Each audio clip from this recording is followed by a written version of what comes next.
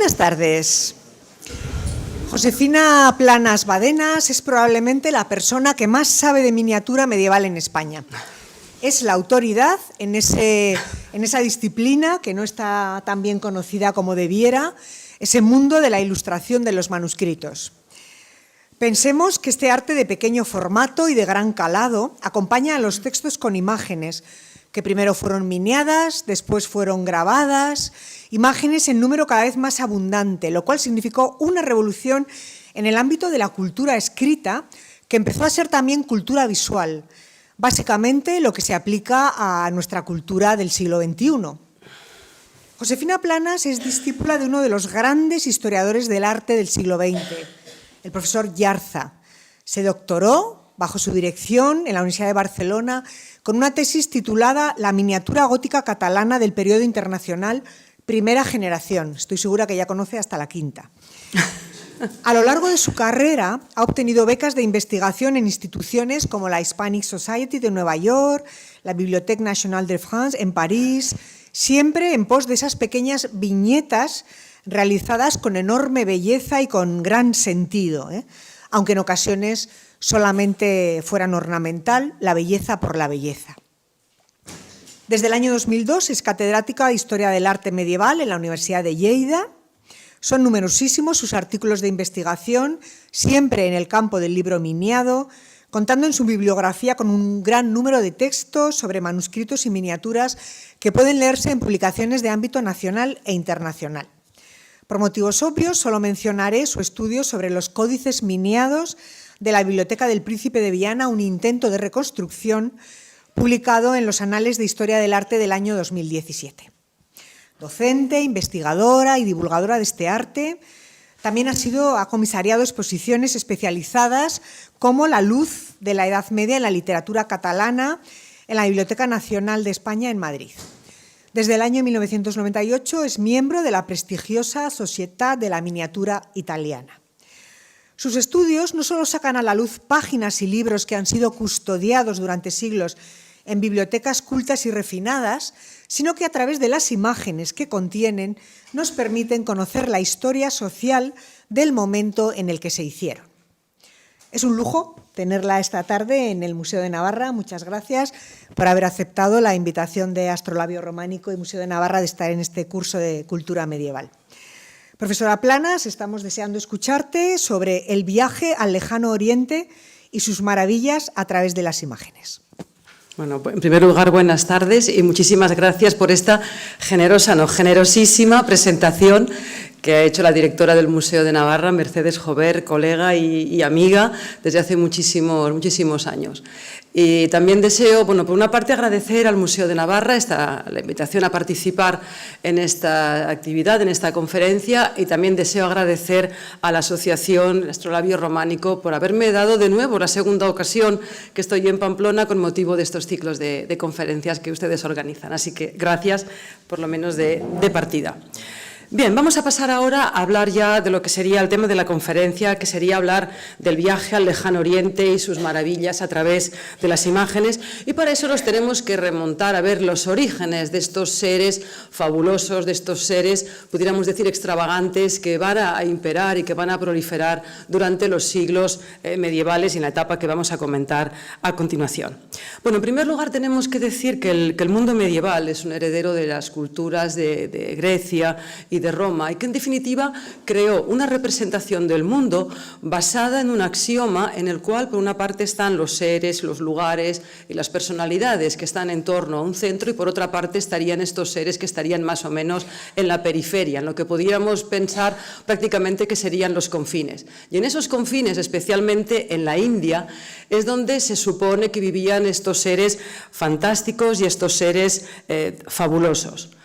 Las razas de animales y de hombres monstruosos fueron creados en Grecia, y de ahí van a pasar a otras culturas, y especialmente, como veremos también o como comentaremos, aunque sea de una manera rápida, pasarán por el Imperio Romano para desembocar finalmente en la época medieval. Y curiosamente, estos seres de la fantasía, yo no sé decir oníricos, pero estos seres completamente fabulosos llegarán incluso a tener vigencia, van a sobrevivir hasta los siglos XVII y principios del siglo XVIII. Y es curioso porque Obviamente, los estudios de geografía y la constatación de lo que puede ser el terreno de cada una de estas zonas más o menos apartadas de lo que en aquel momento, en la época medieval, se entendía como confines del mundo, se van viendo de manera empírica, pero pese a esta constatación, estos seres sobreviven, son casi una especie de supervivientes que están en ese imaginario colectivo y en lugares que a lo mejor nadie los ha visto, pero alguien dice que sí, que en algún momento los vio, es decir, que sería más o menos este tipo de seres y esta supervivencia que van a mantener con respecto al paso del tiempo y que van a pasar las fronteras de lo que se entiende como siglos medievales. Los primeros relatos que versan sobre la India, sobre ese lugar remoto, remontan a la época de Heródoto, de ese viajero que a mediados del siglo V tiene un texto en su libro dedicado a la geografía, especialmente en el libro número 4, en el que habla de la India. Él habla de una manera un tanto superficial, parece ser que habla en base a tradiciones orales, a textos sánscritos que más o menos les sirven para interpretar o para entender, pero no se detiene demasiado en hablar de estas maravillas de Oriente. Quien sí que lo hará 50 años después es Ctesias, que Ctesias fue médico y físico en la corte del rey persa Artajerjes, y él va a crear este texto ya con toda esta imaginación o con estos seres más o menos que se suponía que abundaban en estos lugares. Curiosamente a nosotros no nos ha llegado directamente el texto de Ctesias, sino que sobre todo tuvo mucho éxito o tuvo difusión en los siglos medievales una versión abreviada que redactó o que escribió el patriarca Focio de Constantinopla, un patriarca que sobre todo es conocido en historia del arte porque se dedica a hablar de los mosaicos de Santa Sofía utilizando el recurso de la éfrasis, pero que en este caso el patriarca Focio prácticamente se va a entusiasmar y va quizá a dar todavía más importancia a estos seres que podían ser esciópodos, ya los veremos a continuación, con un pie enorme que se cubría en la cabeza, los seres con cabeza de perro u otros seres, los unicornios, o todo este tipo tanto de animales como de razas fabulosas que consideraban que existían y que Ctesias les había dado esta validez a través de sus relatos. Como saben, Alejandro Magno, con las campañas que inició hacia Oriente, llega precisamente hasta la India, llega hasta ese territorio que prácticamente parecía ignoto en esos momentos, va a modificar la visión. Evidentemente van a constatar y van a ver sobre el terreno cómo es la geografía, evidentemente, de la India.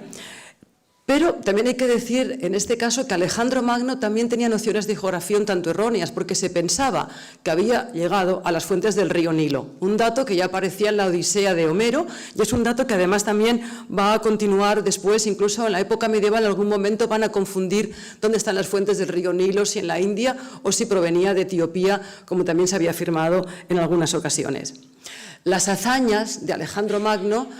van a ser recogidas por Megástenes, y aquí también se va a añadir todo este bestiario fabuloso y precisamente los textos de Megástenes, o la redacción de Megástenes, pues luego va a pasar a manos de textos o de autores tan interesantes, sobre todo en la época antigua, como es Diodoro Sículo, Estrabón, Plinio el Viejo. Aquí estamos hablando ya del Imperio Romano, con lo cual aquí sí que tenemos también otro de los autores que va a verter todos estos conocimientos hacia los siglos medievales. Y curiosamente contrasta porque tenemos geógrafos como Ptolomeo, Eratóstenes, que no creían en estas supercherías, pero por encima de la razón o de la constatación empírica va a seguir la tradición de estos seres que estoy comentando. Pues bien, como les decía, hacia los siglos medievales tenemos dos autores que van a ser fundamentales, entre un abanico más o menos amplio, pero tenemos dos que van a sentar los pilares de este tipo de literatura. Uno va a ser Plinio el Viejo y otro autor que también quizá va a tener más autoridad o que va a ser más reproducido durante los siglos medievales va a ser Cayo Julio Solino. Estos dos van a servir para poder más o menos plasmar este mundo y sobre todo, como les decía, trasladarlo y que desembocara toda esa tradición en los siglos medievales. Junto a estos autores nos vamos a encontrar que el cristianismo tiene más o menos que hacer un proceso, que efectuar un proceso para poder moralizar, para poder aceptar a estos seres. Entre estos, los autores cristianos que van a aceptar o que van, casi pudiéramos decir, moralizar, o, bueno, como acabo de decir, aceptar este tipo de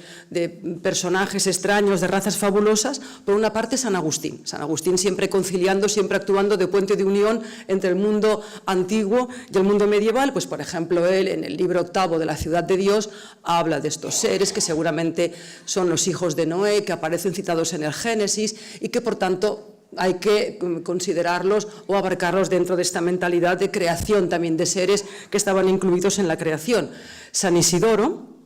un personaje además también interesante desde el punto de vista hispano, pues San Isidoro de Sevilla en sus etimologías habla de estos personajes, duda, a veces un poco escéptico, pero al final también claudica y acaba diciendo que sí, que en definitiva existieron como una creación también divina. Y de aquí ya va a desembocar pues, en personajes o en autoridades tan importantes durante los siglos del Gótico como serán Honoré de Autun, o sea, Honorius Augustodonensis, y también Vincent de Beauvais. Y a partir de aquí pues, nos encontramos con esta tradición que aparecerá en bestiarios y en otras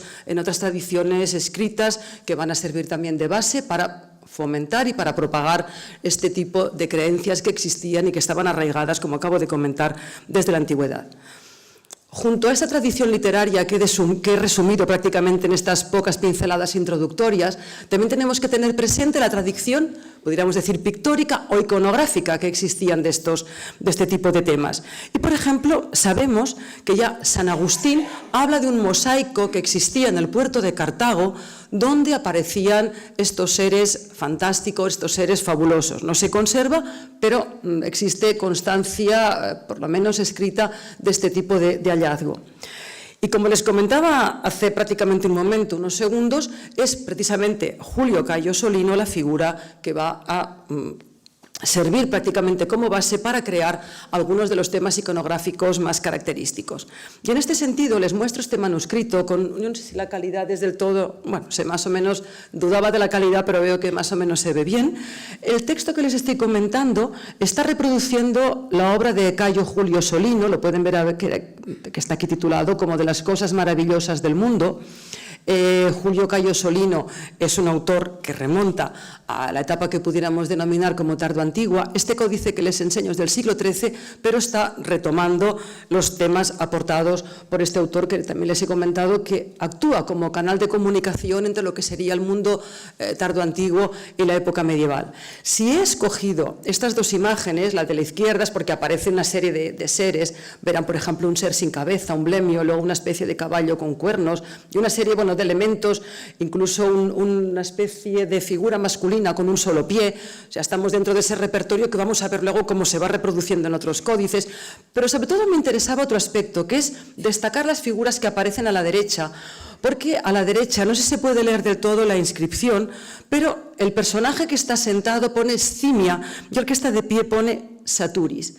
Y especialmente llama la atención el personaje que está en pie, con esta especie como de cornamenta, porque recuerda por su perfil a la figura de Anubis, ese dios también que está arraigado en el mundo del Egipto faraónico, ese dios que se considera que es un chacal o incluso un perro. Con lo cual, en este caso, nos demostraría que es posible que estas tradiciones, estos seres fabulosos que hemos comentado, que tenían las raíces o los orígenes en Grecia y Roma, es posible que se puedan retrotraer a una etapa anterior, como sería en este caso el Egipto faraónico. Incluso, si pueden ver la figura sentada, esa figura que se supone que es una figura femenina, el tipo de gesto que tiene, la posición, recordaría posiblemente, o remontaría, o traería un poco a colación las representaciones que estaban arraigadas en el mundo egipcio. Por tanto, yo he señalado el Imperio Romano, he señalado el mundo de Grecia, pero es posible también que haya unas raíces anteriores que a lo mejor han quedado un poco más obviadas en algún momento o un poco más ignoradas. Dentro de esa tradición también de imágenes y de textos, hay una carta que es la que se conoce como la carta a Adriano, al emperador Adriano. Es una carta de un tal Farasmanes. Este Farasmanes se supone que había sido, dicen rey de Iberia, pero es rey de Georgia. Y él aquí también habla de estas maravillas de Oriente. Esta carta de Farasmanes se la dirige a un emperador, Adriano, también es de origen hispánico, como ustedes saben, un emperador muy interesante a otros niveles, pero que también mantenía estas creencias por ese mundo, no sé si decir sobrenatural o por estos seres fantásticos, porque se comentaba que Adriano en su palacio tenía un centauro embalsamado. Sea cierto o no, lo que sí que es verdad que también tuvo interés por estos temas que nos llaman la atención. De esta carta de Farasmanes se conservan hoy en día 10 manuscritos, uno de ellos conservado en la Biblioteca Nacional de España, en Madrid, lo que pasa que no tiene ningún tipo de ilustración. Y en esta carta de Farasmanes también sabemos que se representan, recuperando ese repertorio que les comentaba de Tesias, estos hombres con estas grandes orejas. Estos seres que habían aparecido representados y que volveré a enseñar a continuación en lo que sería la superficie del pergamino, también tienen traducción escultórica, y en este caso les muestro el tímpano de la iglesia de la Madeleine de Vézelay, un tímpano del siglo XII, un tímpano interesantísimo, porque por una parte parece que en la zona, ven el cursor, ¿verdad? El cursor se ve, sí. Pueden ver esta imagen que corresponde a la ascensión y a la vez la Pentecostés, y como tanto en las dovelas como en el dintel, y especialmente la imagen que ha ampliado corresponde a esta zona que tenemos aquí, pues aquí en concreto aparecen estos seres con estas grandes orejas que digo que remontarían a estas tradiciones antiquísimas. Otro de los autores que también va a hacer referencia a ese mundo maravilloso va a ser Rabano Mauro. Rabano Mauro va a redactar su De Rerum Naturis en el año 844, pero el códice que les enseño, que se conserva en la abadía de Montecassino, corresponde al siglo XII, es un códice un tanto conocido, y pueden ver aquí un repertorio de animales. Por ejemplo, aquí aparece un grifo, creo que en una zona inferior, una mantícora, aquí, en la parte inferior, son ese repertorio que les comento que son habituales. Y ahora aquí me tienen, habituales dentro del contexto que estamos comentando, y aquí me tienen que disculpar porque esta imagen es en blanco y negro, no tiene mucha calidad, corresponde al mismo manuscrito, pero es que no he encontrado ninguna imagen en color. Y les quería mostrar este folio de la izquierda con centauros. Aquí en la parte superior pueden ver un blemio, este hombre que no tiene cabeza o que tiene la cara en el pecho. Y luego les he ampliado esta zona de aquí que corresponde a este hombre con grandes orejas. La misma tipología humana o humana fabulosa que también hemos visto en el tímpano de Vézelay. Otro conducto que también sirvió para introducir estas razas, pudiéramos decir extravagantes o exóticas, a veces los calificativos son difíciles un poco de hallar para que sean más o menos correctos, pues también se introdujeron a través de las cartas y de los mapamundis. Y esta imagen que les proyecto aparece aquí porque se supone que reinterpreta, ya lo pone aquí, un mapa del mundo similar al que existía en el pórtico de los Vipsania en Roma. Este mapamundi se sabe que estaba en ese pórtico romano de la familia próxima a Augusto, y era un mapamundi que había elaborado Agripa. Agripa, como saben ustedes, también había sido un estratega y una persona muy próxima al emperador Augusto. Entonces, en este tipo de mapa, Asia aparece en la parte superior, o sea, el este aparece en la parte superior, Europa, lo pueden ver aquí, aparece más o menos en la zona inferior, y África aparece a la derecha. Si existe este mapa, del cual aquí tenemos esta reconstrucción, pero tenemos esos datos que sabemos que existía en Roma, pasamos ya directamente al mundo medieval. Y en el mundo medieval nos encontramos con el mapamundi de Hereford. Es un mapamundi que está dibujado en pergamino. En la parte superior, he intentado ampliarlo, aparece la imagen de la divinidad, porque estaba formando una parte de un tríptico, es decir, estaba dentro de la catedral, de esta catedral inglesa. No les he comentado la cronología, pero ya es del siglo XIII, pero tenía unas puertas en las cuales aparecían imágenes sagradas, y en la parte central estaba este mapa. Y este mapa, que aquí lo ven más o menos de manera genérica, ahora les enseñaré dos detalles, para que vean que también estaba salpicado con todos estos seres de las fantasías y de los lugares más o menos, pues eso, desconocidos o que suponían que vivían estas razas fabulosas. En la zona superior hallaríamos de nuevo el este, especialmente la India, ese lugar plagado de seres fabulosos, y después en la zona que le estoy indicando a la derecha, África, con también todo un repertorio de seres pues, que estaban habitando y que estaban poblando estas zonas que consideraban, como siempre, que eran los confines del mundo conocido. Y aquí, por ejemplo, pueden ver a la izquierda, les he puesto, Hereford, detalle con esciápodos. Este es un esciápodo. esquia en griego es sombra, es decir, que el pie le hace sombra, un pie enorme le hace sombra a su cabeza, y después a la derecha pueden ver, yo creo que se puede ver, sí, lo pueden ver bien, son cinocéfalos, son este repertorio también de animales y seres con cabeza de perro que también consideraban que habitaban en estos lugares lejanos. Y cuando nos vamos ya o nos desplazamos hacia África, pues podemos ver también cómo en el mismo mapamundi aparece el río Nilo, lo podemos ver aquí, lo indico con el cursor, pues también aparecen estos repertorios de seres que son los blemios, que incluso algunos aparecen sin boca, pero aquí tenemos estos seres que tienen la cabeza en el pecho, pero junto a ellos pues también vemos otros habitantes de esos mundos que les digo que son mundos fabulosos y mundos casi podríamos suponer que en ocasiones parece que sean oníricos. Estas tradiciones que estamos comentando, que estoy señalando, que parece que hunden las raíces en el mundo grecolatino y que pasan hacia el mundo medieval, también tuvieron repercusión en el mundo islámico. Y, por ejemplo, pues sabemos que Al-Qazwini, en su cosmografía, que es del siglo XIII, pues también representa los cinocéfalos, estos seres que hemos visto ahora de una manera un poco difícil en el mapamundi de Hereford, y de nuevo en el tímpano de Beselé. En esa dovela superior, los pueden ver aquí, cómo también se representan estos personajes con cabeza de perro que se consideraban que eran esas figuras, esos habitantes, por lo menos para el tímpano de Beselé, que debían cristianizar los apóstoles porque se consideraban que eran descendientes de la humanidad de una manera u otra. Junto a los mapamundis, otra vía importante también de penetración de estas creencias fue la figura de Alejandro Magno. Alejandro Magno, ya lo saben ustedes, fue una figura mitificada en la antigüedad, mitificada prácticamente a raíz de su temprana muerte y que, por supuesto, también fue mitificado durante los siglos medievales.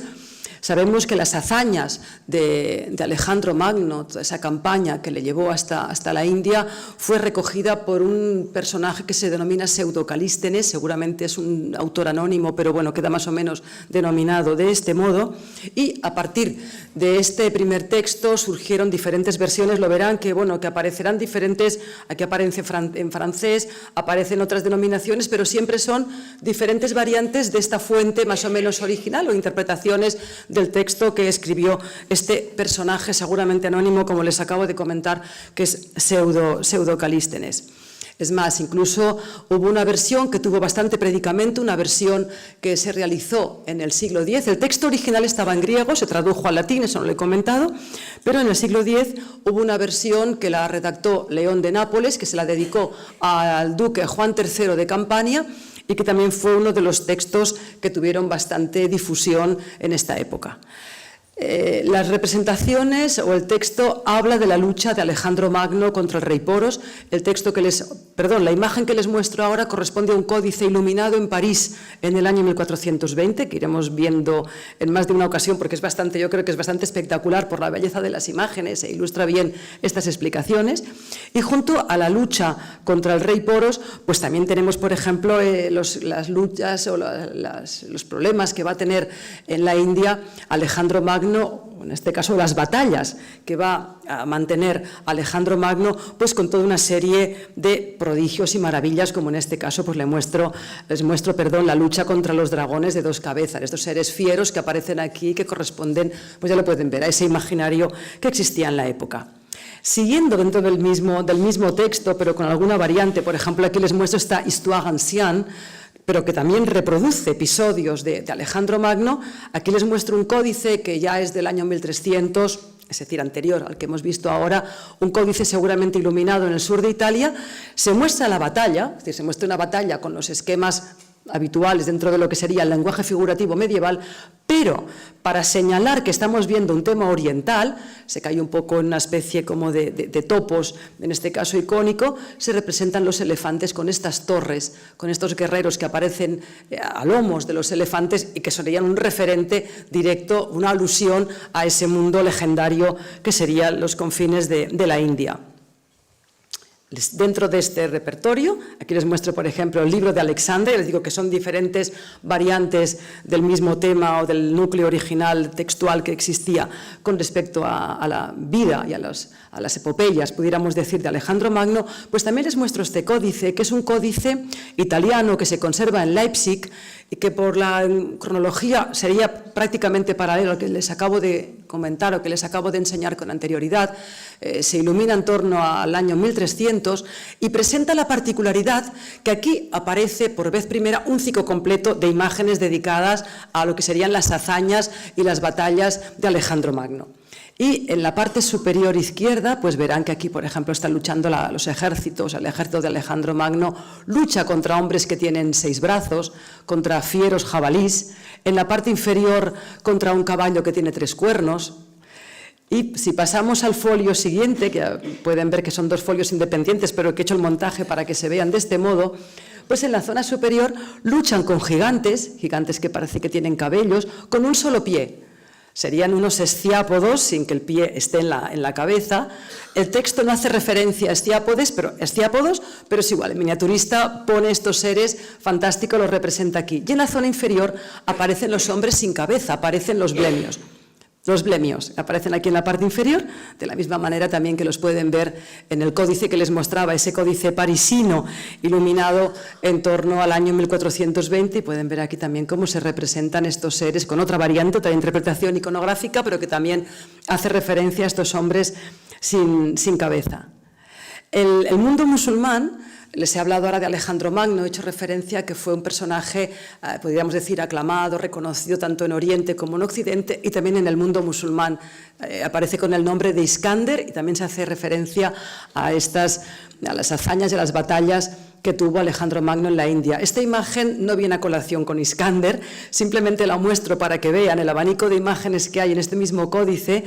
que les mostraba, este códice iluminado en París en 1420, en torno aproximadamente a esta fecha, cómo se representa la lucha de Alejandro Magno y su ejército contra los cíclopes, para que vean todo este abanico de imágenes que hacen referencia a Alejandro Magno. Y siguiendo en esta línea, y prácticamente ya para acabar un poco lo que sería la tradición pictórica y empezar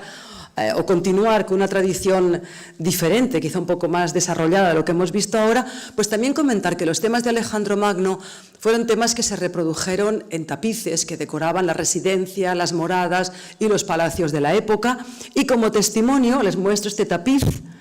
que tenía el duque de Borgoña, Felipe el Bueno, que lo encargó él. Hoy en día se conserva en la villa del Príncipe Doria, en Génova, pero en origen había sido elaborado para este duque de Borgoña refinado, que llegó a tener una de las cortes más refinadas de Occidente, en torno a mediados del siglo XV, y aquí un detalle para que vean también la lucha con esta especie de ser híbrido que sería un blemio, un hombre con la cabeza en el pecho, pero a la vez también un salvaje, que es un tema también característico, o que el salvaje como tal es una imagen iconográfica que va a proliferar sobre todo a partir del siglo XV. Como les decía, hemos dejado de hablar de lo que sería la tradición literaria, la tradición iconográfica, cómo se va desarrollando por estas 2 vías, y pasaríamos a otro capítulo que sería hablar de los monstruos y maravillas a través de los relatos de viajeros, de esos viajeros que desde Occidente se van a desplazar hacia China y van a llegar, no llegan hasta Japón, pero saben que están las islas de Japón, o sea que saben que hay un terreno que va más allá incluso de lo que sería el territorio de China. Los contactos entre Europa y este mundo oriental, el lejano oriente, se sabe que existían desde la época de la prehistoria y Constancia, se mantuvieron también durante el Imperio Romano, pero quedó interrumpido a raíz de la aparición o de la irrupción del mundo musulmán. Esta situación de incomunicación se vio, no sé si decir mejorada o se vio, dijéramos, recuperada a raíz precisamente de la aparición de los mongoles, de la creación de ese gran imperio, es lo que se conoce como la Pax Mongólica. Y a partir de aquí sí que vemos ya que hay un interés por parte especialmente incluso del papado de Roma, un interés por mantener estos contactos con el mundo oriental, por supuesto, también está el trasfondo comercial, eso sin duda alguna, pero también hay un carácter de querer proyectar la Iglesia, el sentimiento universal de proyectar la Iglesia hacia Oriente. Y especialmente esta decisión se va a tomar a partir del Concilio de León de 1245. A partir de aquí veremos cómo hay un intento, en ocasiones por parte del papado, como les reitero, de establecer esta comunicación y establecer también la Iglesia cristiana en el lejano Oriente. Y, por ejemplo, a título de colación, pues les diré, por ejemplo, que el Papa Inocencio IV envió a Giovanni del Pian de Carpeni hasta los territorios del Gran Khan. San Luis, el rey Luis IX de Francia, en 1253 envió a Guillermo de Rubruck, una figura también destacada, que llegó hasta Karakorum, hasta la capital del Kanato mongol, y que además tiene una anécdota que, bueno, que cuando la leí me despertó un poco, me hizo un poco de gracia el poderla comentar, es que cuando habla de Corea, cuando Guillermo de Rubruck habla de los habitantes de Corea, dice que son bajitos y morenos como los hispanos, o sea que es el concepto que existía en la época, en este caso por un viajero que tenía otros fines. Pero, por supuesto, las figuras más significativas van a ser Nicolás y Mateo Polo, que parten desde Venecia. Les he puesto esta imagen porque me parece encantadora. Es de Venecia, es un códice inglés de principios del siglo XV, pero he pensado que, bueno, que acompaña un poco la explicación.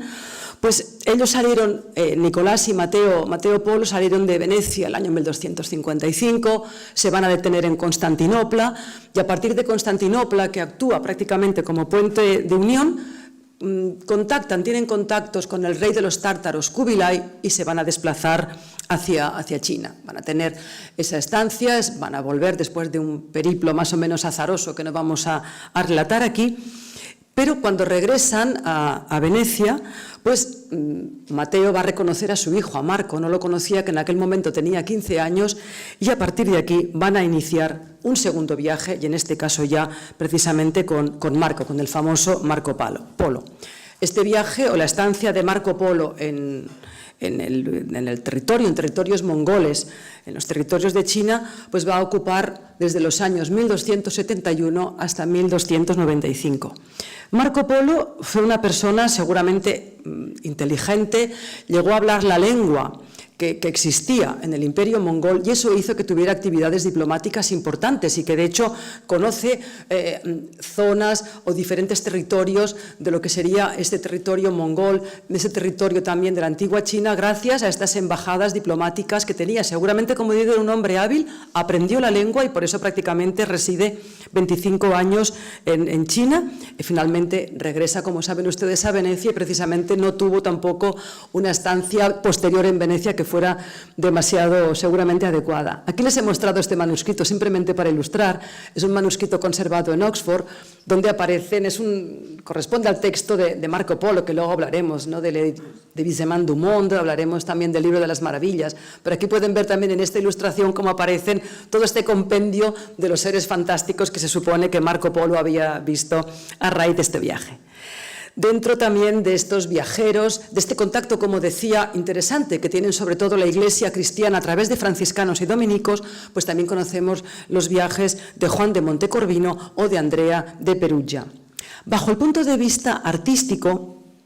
porque va a tener repercusión en un códice que estoy mostrando ahora, pero que luego vamos a ver más imágenes de él, pues también fue interesante la figura de Odorico de Pordenone. Era un franciscano.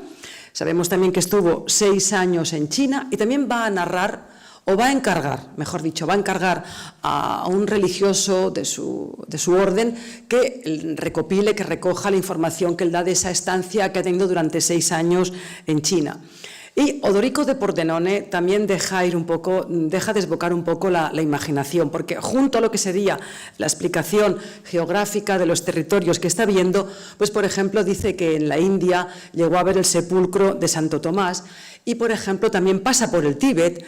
describe como un lugar hermoso, o sea que habla de una manera elogiosa con respecto al Tíbet, pero dice que sus mujeres tienen 2 dientes de jabalí, es decir que esto es como un detalle literario, pero para que que vean que el padre franciscano pues, se deja llevar un poquito por esta imaginación. Esta situación, estos contactos entre el mundo europeo, entre el mundo del papado básicamente asentado en Aviñón, que es el que corresponde por cronología con el mundo oriental, se verá interrumpido a partir del año 1268, especialmente, cuando ya, 1368, me he equivocado de siglo, cuando asciende la dinastía Ming y cuando esta comunicación queda ya más o menos interrumpida, y todo esto ya va a crear una separación entre lo que sería el lejano oriente y lo que correspondería al mundo europeo. Ya pueden ver que, o más o menos insinúo, que estos textos lo que hacen es amalgamar lo que pueden ser visiones geográficas, datos empíricos, con esas leyendas y tradiciones que son como una especie de bajo continuo que aparece siempre en estos relatos y que van alimentando estas creencias. Y entre una también de las creencias que existía en este momento, que imperaba y que además también la vamos a ver reproducida, es la existencia del reino del preste Juan. Según la tradición, el preste Juan, que era un rey que habitaba seguramente en India, en un lugar próspero semejante al paraíso, había escrito una carta de la cual se sabe que hay versiones en prosa y en verso al basileos bizantino Manuel Comneno en el año 1164, y entonces sabemos que también que los monarcas europeos, ante la invasión del Islam, ante la invasión musulmana, enviaban pues también embajadas diplomáticas a este reino imaginario que era el del preste Juan, que por supuesto no existía, pero con el que querían establecer contactos pensando que vivía en un lugar totalmente paradisíaco y que les podría servir para poder parar y para poder detener la invasión musulmana que procedente de Arabia y de Próximo Oriente pues amenazaba también a lo que sería el occidente cristiano. Y antes de pasar a ver lo que se puede denominar como el viaje real, también tenemos que citar la existencia de viajeros hispanos que se trasladaron también a estos lugares orientales, al lejano oriente. La única salvedad que tenemos que hacer es que estos relatos que se han conservado no han sido iluminados. Entonces únicamente los voy a citar porque no tuvieron este interés de ser objeto seguramente del interés artístico. Uno de ellos es Benjamín de Tudela, que como el nombre indica era un hebreo de Tudela, que en el año 1173 partió también hacia el lejano oriente. Tiene un texto en el cual también habla de animales fabulosos como puede ser el grifo, a pesar de que también se ciñe más o menos a lo que puede ser un relato verídico de sus vivencias. Otra figura interesante fue Ruy González de Clavijo, con su embajada a Tamerlán, fue enviado por el rey Enrique III de Castilla, y también consigue llegar hacia el lejano oriente, incluso con comentarios artísticos interesantes. Habla también, por ejemplo, pero habla de construcciones de Constantinopla. Es interesante como un hombre contemporáneo, cómo analiza o cómo percibe esas creaciones artísticas.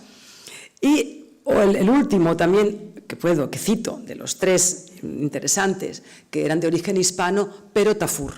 Pero Tafur fue enviado por el rey Juan II de Castilla,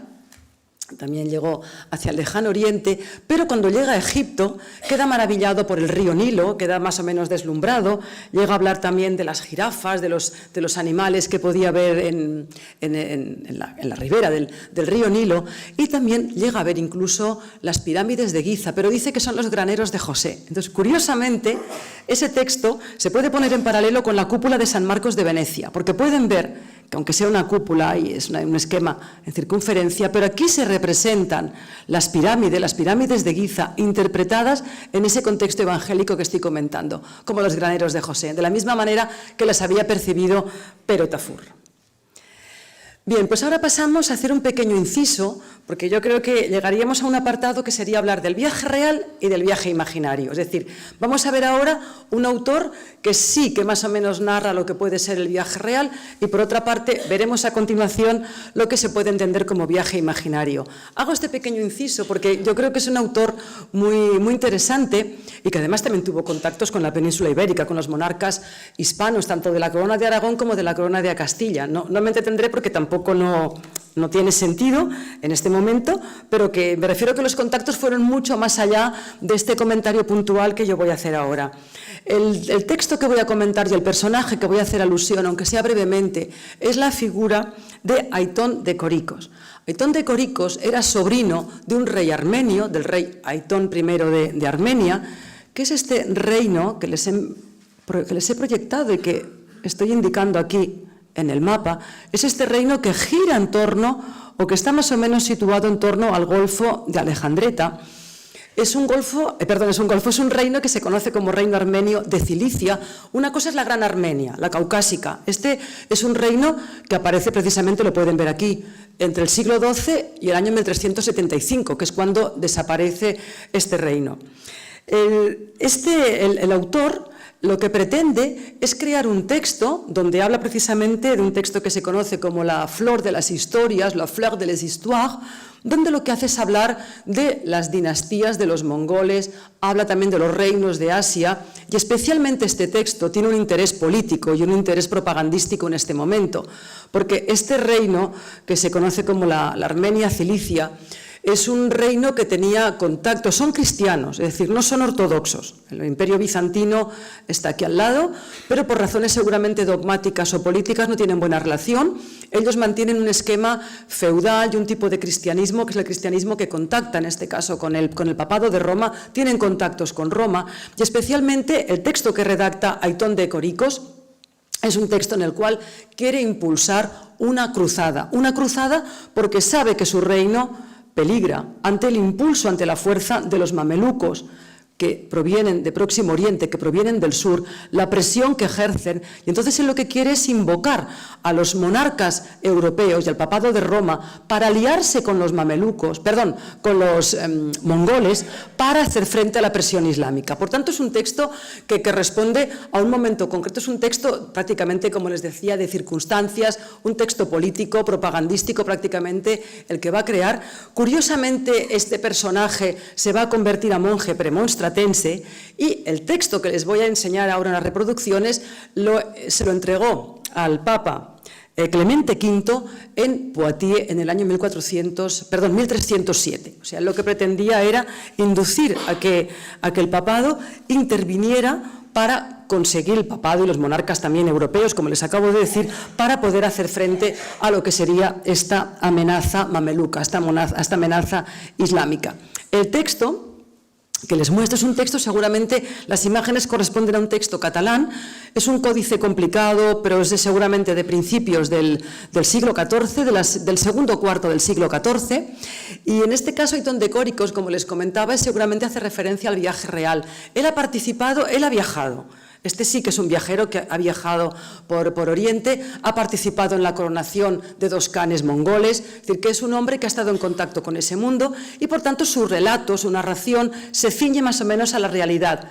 pese que en algún momento también se deja llevar por lo que sería la tradición fantasiosa que les comentaba. Por ejemplo, pues él llega a hablar de la predicación de Santo Tomás, habla del monte Ararat, que es donde se supone que se había depositado el arca de Noé, y también hace referencia a las serpientes de la India, y aquí también hay un animal fantástico, recopilando las tradiciones que remontaban a Alejandro Magno. Por todo lo demás, él lo que hace es describir 14 reinos de Asia, es decir, que aquí sí que hay una información más o menos fidedigna de lo que era la realidad de ese momento. Aquí les muestro las armas que son de la familia Cabrera Cruïlles, como les comentaba, una familia de un linaje catalán. Y después también tiene, en el tercer libro, lo que hace es hablar de las conquistas de estos descendientes del Gran Khan, como puede parecer aquí, o Odey Khan, u otros que se dedican a reconquistar y a ocupar los territorios, y aparecen representaciones de batallas. Y finalmente, aquí en la última parte del libro, lo que aparece es la representación de él, de Aitón de Coricos, como monje premonstratense, entregando el texto de la Fleur des Histoires, precisamente al Papa Clemente V. Además, el último libro de esta obra es prácticamente un alegato para incitar a la guerra santa, para recuperar los santos lugares, como les he comentado. Este es un pequeño paréntesis porque desde luego la explicación que estoy dando en mi conferencia gravita en torno a lo que será el viaje imaginario. Y dentro del viaje imaginario tenemos un códice que yo considero, y me perdonarán que me deje llevar un poco por el apasionamiento, pero es un códice espectacular, que es este que les mostraré a continuación. Este códice que tenemos aquí,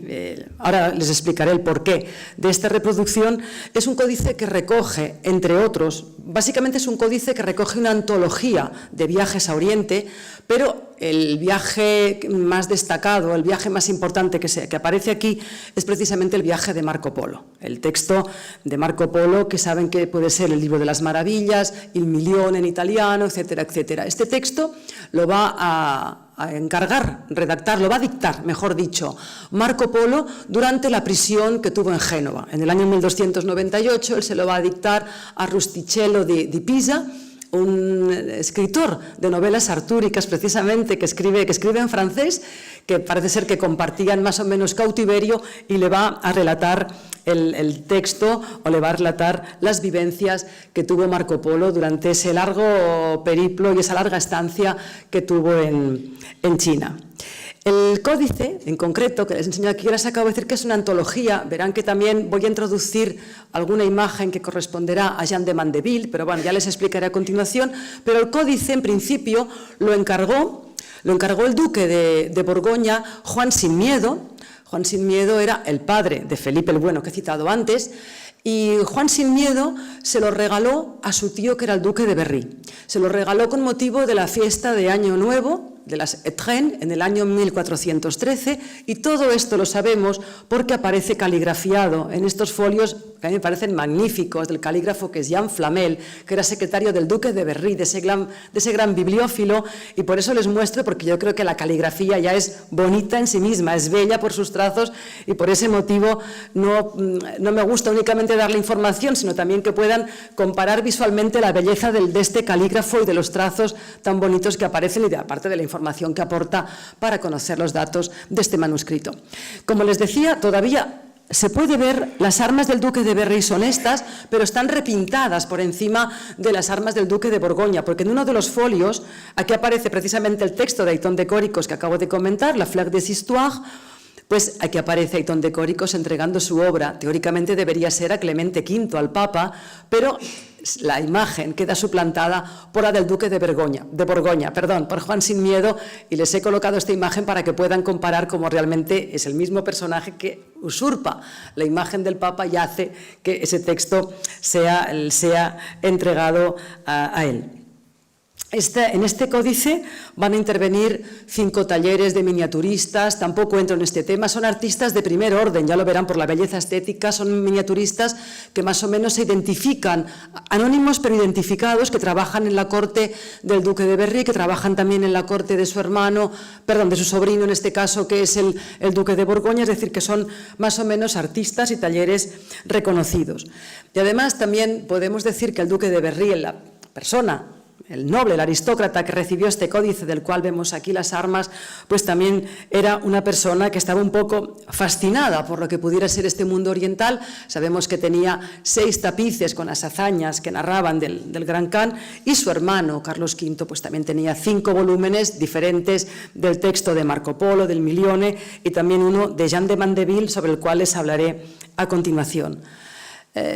Marco Polo no fue tan fantasioso. Aquí pueden ver, es el mismo manuscrito, pueden ver cuando en el texto de Marco Polo cómo parten los hermanos Polo, cómo se despiden del emperador, del Basileus, Balduino II, cuando salen de Constantinopla. Y como les decía, Marco Polo no fue tan fantasioso como Dorico de Pordenone o Jean de Mandeville, que lo veremos a continuación. Él seguramente es más riguroso en cuanto a los textos, no se ciñe más a lo que debieron ser sus vivencias, pero a pesar de esta característica, es curioso porque la inercia iconográfica pesa, y ya verán cómo el texto a lo mejor no narra o no explica con detalle la existencia de algunos de estos seres, pero la inercia iconográfica hace que se representen en el relato. Y, por ejemplo, viendo imágenes ya del Libro de las Maravillas, pues, por ejemplo, él habla su paso por el reino de Eli, que está situado en la costa de Malabar. El relato, lo pueden ver, está aquí en francés, bueno, parcialmente se puede ver, pero simplemente habla de animales salvajes. Entonces el miniaturista, simplemente salvajes, no dice nada más, coloca un león, un zorro, aquí vemos yo creo que un oso, un jabalí, y luego coloca el unicornio, este animal que tenía orígenes en Alejandría, pero en la época clásica. El texto en absoluto hace referencia al unicornio, pero el miniaturista lo coloca seguramente por esta inercia, como les decía, iconográfica. Algo similar también ocurre, por ejemplo, cuando habla de la comarca o del reino de Carayán, que era un reino que estaba gobernado por un hijo del Gran Khan. Y aquí simplemente habla de las serpientes, de las culebras, que eran tremendas, que atemorizaban, llega a decir que tenían garras como si fueran animales, como si fueran leones, es decir, describe unas serpientes que deberían ser, bueno, bastante horripilantes, por lo menos para la figura de Marco Polo. Y aquí lo pueden ver que habla de Carayán, pero el miniaturista, con esa tradición icónica que le faltaba seguramente para representar serpientes, o seguramente con ese mundo que existía de la tradición anterior, representa dragones. Pueden ver dragones de diferentes formas, uno alado, otro sin alas, aquí uno, por ejemplo, también con cuatro patas, que remontarían también a ese imaginario que hundiría sus raíces en la época de Tesias. Y es más, aquí incluso este dragón tiene la cola acabada con una cabeza de serpiente, que también esto recordaría, o parece que adopta este rasgo que proviene de las quimeras griegas para marcar la ferocidad también de estos animales. Y donde ya la separación entre texto e imagen aparece, yo creo que es el punto más marcado de separación entre lo que narra el texto y lo que representan los miniaturistas, es cuando Marco Polo describe, cuando habla de los habitantes de Siberia. Él va a una provincia, que es la provincia de Gonsu, cerca del lago Baikal, y simplemente dice que los habitantes son salvajes, no dice nada más, simplemente estas palabras. Pero bueno, eso da pie para que el miniaturista coloque el repertorio de seres que se espera que habiten en esos lugares. Vemos a un blemio, un esciápodo, que los hemos visto antes, con ese pie que prácticamente sirve para hacerle sombra, un cíclope armado con un garrote y con un escudo, es decir, que estamos ante el repertorio tradicional. Esta relación texto-imagen es ambivalente, porque en la siguiente imagen, y aquí además también he intentado reproducir el folio completo para que vean la belleza de las páginas, son muy bonitas,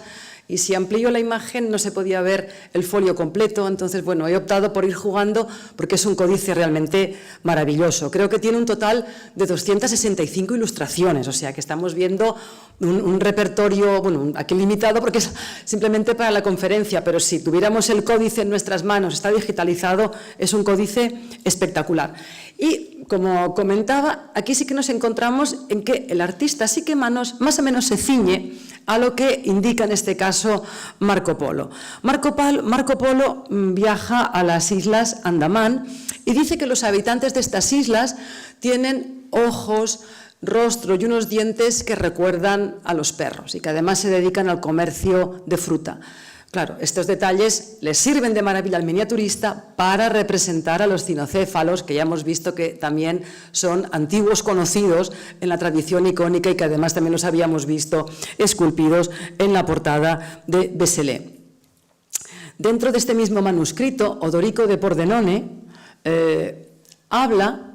y aquí les introduzco algún inciso, Odorico de Pordenone, como les comento en el mismo manuscrito, pues también habla de unos personajes, seguramente recuerdan a los yogis o por lo menos alguna secta hindú que adoraban a un buey y que llevaban como emblema sobre sus cabezas un buey. Esto es lo que, por ejemplo, es lo que narra Marco Polo, no da tampoco más detalles. Pero como les comento, Odorico de Pordenone ya aquí tiene, vamos, una plataforma o tiene una manera directa de plantear la representación de que aparezcan en su relato. Ya me refiero como relato las figuras de cinocéfalos, aquí aparece un rey con este soldado que le acompaña, parece que salen de lo que sería una residencia o una morada más o menos principesca, y podemos ver también a estos seres cinocéfalos con estos emblemas, con estas figuras de los bueyes que aparecen sobre su frente y que están comerciando seguramente con trigo. Pero les digo que serían esa incursión que aprovecha pues Odorico rápidamente para colocar esa fantasía. El padre franciscano, como les decía, es mucho más imaginativo o acepta de una manera mucho más clara todos estos seres, cosa que Marco Polo pues quizá mantenía una cierta distancia. Y aquí les muestro esta imagen también porque casi parece lo que se conoce como un principio de disyunción, pero en este caso occidental. Marco Polo viaja al sudeste de la India, está dentro de un territorio dominado por los Chola, por esa dinastía que reinaba y que gobernaba en ese territorio, y él asiste a una serie, a un ritual que seguramente ejercen unas mujeres jóvenes que lo que hacen es alimentar metafóricamente a una divinidad o hacen referencia a una hierogamia. Marco Polo seguramente no entiende del todo el rito o el ritual al cual asiste, lo describe más o menos en su texto, pero el artista no es capaz de representar ni una divinidad hindú, ni es capaz de representar lo que sería un ritual acomodado a esos territorios, y lo que hace es representar a unas religiosas, a unas monjas que visten un hábito cisterciense, que están ofreciendo una especie de donación que se puede interpretar como alimento a esta imagen divina femenina que aparece en la parte izquierda. Pero desde luego, si pudiéramos ver las imágenes de la cultura hindú o de esa religión, no tiene nada que ver con estas religiosas pudorosas que están danzando aquí, sino que son imágenes, yo creo que marcan una cierta sensualidad. Y para acabar con este manuscrito, les enseño la última imagen, porque aquí también, la última imagen de mi explicación, pero aquí también caemos en una especie de estos topos habituales de estos relatos de viajeros. Creo que antes ya más o menos lo he anticipado, pero estos viajeros viajan, constatan, pero en ocasiones lo que dicen es que saben de alguien que les ha dicho que esos seres existen en un lugar apartado. Y en este caso es lo que hace Marco Polo. Aquí en concreto lo que hace es narrar lo que ocurre o explicar lo que ocurre en unas islas que están al sur de Madagascar, a las cuales es muy difícil llegar porque las embarcaciones tienen corrientes contrarias para volver, con lo cual es un lugar también un tanto apartado, un lugar un tanto desconocido. Marco Polo no viaja, pero unos comerciantes, unos navegantes que trabajaban para el Gran Khan mongol le explican lo que ocurre en este territorio. Y, por ejemplo, aquí podemos ver cómo aparecen estos viajeros que provienen de Somalia, y aquí aparecen una serie de seres. Hay un foso, más o menos aquí representado, con una serie de fauna, de animales, que también responderían parcialmente a lo que podía ser ese imaginario colectivo que existía o que interpretaba lo que era el Lejano Oriente. Además, el artista aquí pone dos personajes masculinos que parece que dan como una especie como de vigencia ocular, o sea, testifican ocularmente lo que se está viendo en este foso. Bueno, pues por una parte aquí aparece un grifo que tiene entre sus fauces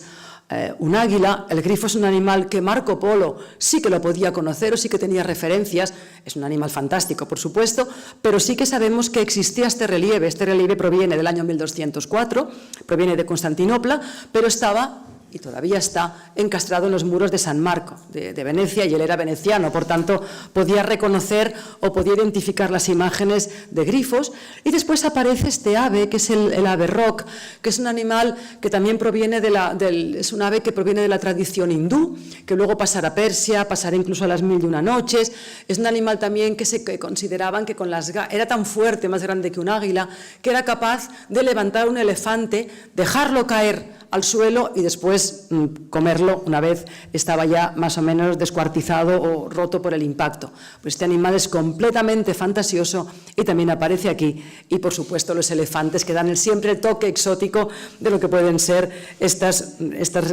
visiones o este mundo que procede de los confines del mundo conocido.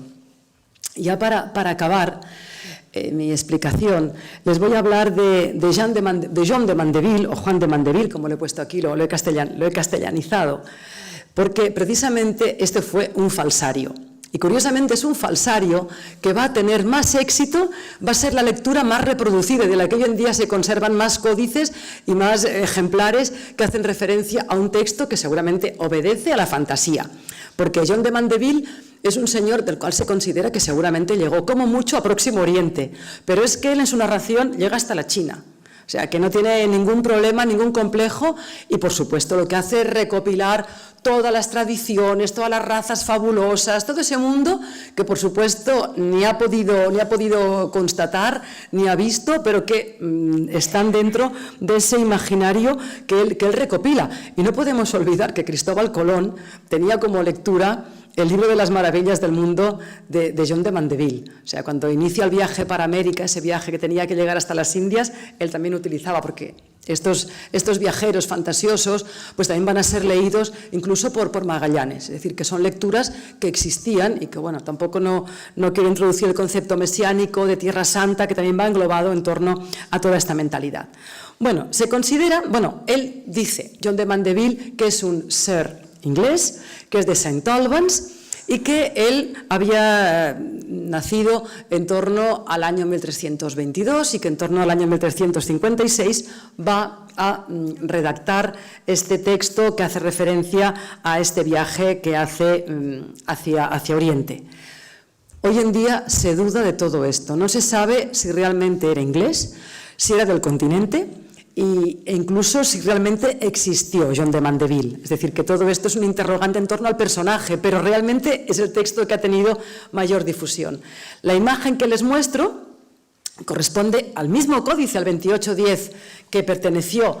o que lo encargó Juan Sin Miedo, pero que luego lo tuvo en su poder el duque de Berry, donde aparece el rey inglés, lo ven aquí con las armas, que hipotéticamente pues, despide a este falsario cuando se va hipotéticamente de viaje. Él narra pues, que pasa por Asia Menor, Armenia, Persia y que a través de la tierra de las Amazonas de las dos Indias llega hasta el territorio del Preste Juan. Lo tienen aquí proyectado, ese monarca imaginario, este personaje totalmente fantasioso, pero él, John de Mandeville, dice que sí, que por supuesto que lo ha visto y hace referencia a lo que sería su territorio. Y por supuesto, como no podía ser más, estamos ante el terreno abonado para los seres extravagantes, esos seres que vivían en los confines del mundo y que John de Mandeville, por supuesto, los va a reflejar en su texto. Por ejemplo, aquí tenemos pues, los seres de Bactriana, que considera que son grifos, esos centauros que luchan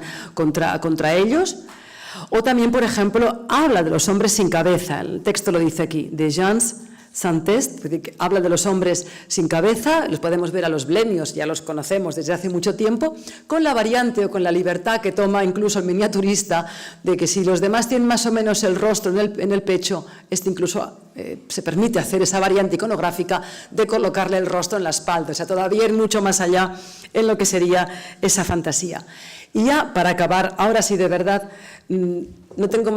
me puedo reprimir mostrarles este manuscrito porque realmente es un códice exquisito, es un códice inacabado de John de Mandeville. Es un ejemplar que seguramente no, se va a ilustrar en torno al año 1400 en Bohemia, y es factible que por la calidad de las ilustraciones y por el refinamiento de las imágenes que lo pudiera encargar el rey Wenceslao o un aristócrata de su corte, porque es un códice refinado. Está inacabado, en la actualidad pues tiene 28 ilustraciones, se conserva en Londres y únicamente refleja los 13 primeros capítulos. Por tanto, no vamos a llegar a ese lejano oriente, pero sí que quiero que vean las imágenes exquisitas, el refinamiento, porque los folios que ven aquí están teñidos de verde, un verde claro, un tono muy, muy refinado, no es grisalla, sino que es esa superficie verde sobre la cual los dibujos están hechos pues, con punta de plata. Yo creo que la calidad son excelentes. Aquí se representa el falsario, les digo, con esa... redactando ese texto que tuvo tanta difusión y que gustó tanto durante los siglos medievales. Y aquí también un tema también que corresponde a ese mundo de la fantasía medieval, que sería el descubrimiento de la tumba de Hermes Trismegisto, que consideraban que había sido enterrado en Constantinopla. Es una noticia que había dado Roger Bacon, parece que no tiene ningún tipo de difusión, más o menos a través de otros autores, pero debemos considerar que Hermes Trismegisto, la representación o la traducción clásica del dios Tot egipcio de la sabiduría, que lo van a considerar durante los siglos medievales como autor de textos místicos, que también había predicho el nacimiento del Mesías. Por tanto, no era considerado un dios pagano, sino que también podía ser contemplado desde la perspectiva cristiana. Y es más, por ejemplo, Marsilio Ficino, con ese en ese renacimiento neoplatónico, también contemplará la figura de Hermes Trismegistro. Pero sobre todo, también ver la última imagen, que corresponde a Constantinopla, a la imagen del emperador Constantino, para que puedan ver, le digo, la delicadeza del manuscrito, a pesar de que no nos está mostrando los seres fabulosos que hemos visto hasta ahora, esos monstruos, pero que es un códice muy destacable. Y ya para acabar, simplemente decirles que, bueno, que a través de este periplo más o menos he tratado de mostrarles cómo la fuerza de la tradición, esa fuerza icónica, se superpone por encima de los textos que en ocasiones son más o menos fidedignos o que más o menos tienen un interés geográfico concreto. Y que realmente la existencia de estos seres y de estos mundos, que a veces pueden ser terribles, atractivos o benévolos, a mí también en ocasiones me sugiere un poco lo que ocurre hoy en día. Todavía en ocasiones se especula o se habla sobre esa figura que es el abominable hombre de las nieves, el Yeti. En el lago Ness todavía se habla en alguna ocasión de ese ser, ese monstruo que habita en el fondo de sus aguas. En Noruega también me consta que hay algún lago donde todavía hace pocos años buscaban indicios porque decían que habían oído o movimientos extraños de un supuesto monstruo. Y, por supuesto, también a mí me recuerda muchísimo a la ciencia ficción. Yo creo que hoy en día también sabemos que en Marte, en Venus, no hay marcianos, no hay venusianos, pero siempre pensamos que, bueno, que en otra galaxia puede haber seres que más o menos alimentan esta imaginación. Así que, bueno, con esto acabo mi conferencia. Gracias.